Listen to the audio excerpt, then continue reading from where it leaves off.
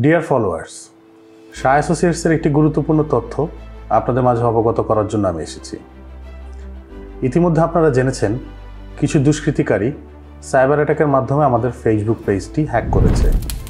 বাংলাদেশ সরকারের বিভিন্ন আইন প্রয়োগকারী সংস্থা এবং ফেসবুক কর্তৃপক্ষের সহযোগিতায় আমরা আমাদের অফিসিয়াল পেজটি পুনরুদ্ধার করতে সক্ষম হয়েছি। আমাদের আইটি টিম শাহ অ্যাসোসিয়েটসের পেজটি আগের অবস্থায় পুনরায় ফিরে আনার জন্য নিরলসভাবে কাজ করে যাচ্ছে। বাংলাদেশ সরকারের তথ্য সুরক্ষা আইন অনুযায়ী হ্যাকারদের শাস্তি নিশ্চিতকরণে বাংলাদেশ সাইবার ক্রাইম ট্রাইব্যুনালে একটি মামলা চলমান রয়েছে। শাহ অ্যাসোসিয়েটস বাংলাদেশ আইন প্রয়োগকারী সংস্থার সাথে যৌথভাবে কাজ করে যাচ্ছে হ্যাকারদের সর্বোচ্চ শাস্তি নিশ্চিতকরণের লক্ষ্যে। বর্তমানে পেজটি হ্যাকারদের দেওয়া পরিবর্তিত নামে রয়েছে। পেজটি পুনরায় শাহ অ্যাসোসিয়েটস নামে পরিবর্তন হতে সর্বোচ্চ 60 দিন সময়ের প্রয়োজন হতে পারে। পেজটি পুনরায় যখন শাহ অ্যাসোসিয়েটস নামে পরিবর্তিত হবে, এই পেজের মাধ্যমে আমরা আবার প্রচারণা শুরু করব।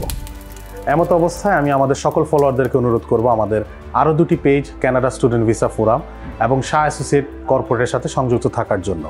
এই সকল তথ্য বিস্তারিত কমেন্ট বক্স সেকশনে সংযুক্ত করা রয়েছে। এই ঘটনার পরিপ্রেক্ষিতে আমি সংশ্লিষ্ট সকলকে একটি কথা বলতে চাই, যারা অনলাইনে এই ধরনের ফেসবুক কেনাবেচার সাথে জড়িত এবং হ্যাকারদের সাথে বন্ধুত্বপূর্ণ সম্পর্ক রেখে এই কাজটি করে যাচ্ছেন, তারা একটি মহা অপরাধমূলক কর্মকাণ্ড করছে বলে আমি মনে করি।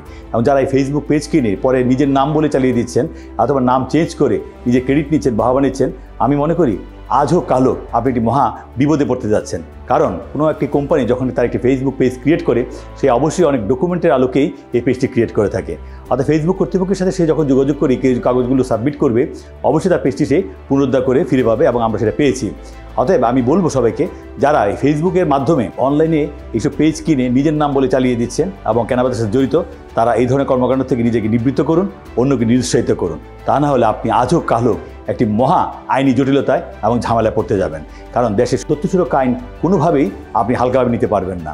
এর মাধ্যমে আপনাকে অবশ্যই কাঠগড়ায় দাঁড়াতে হবে।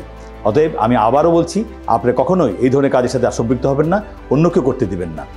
আর আমাদের এই পেজ রিকভারির পিছনে যাদের অনেক সাপোর্ট পেয়েছি, যারা আমাদের পাশে ছিলেন, সহযোগিতা করেছেন, তাদের সবাইকে শাহ অ্যাসোসিয়েটসের পক্ষ থেকে এবং আমার পক্ষ থেকে আন্তরিক ধন্যবাদ, শুভেচ্ছা ও কৃতজ্ঞতা। ভালো থাকবেন।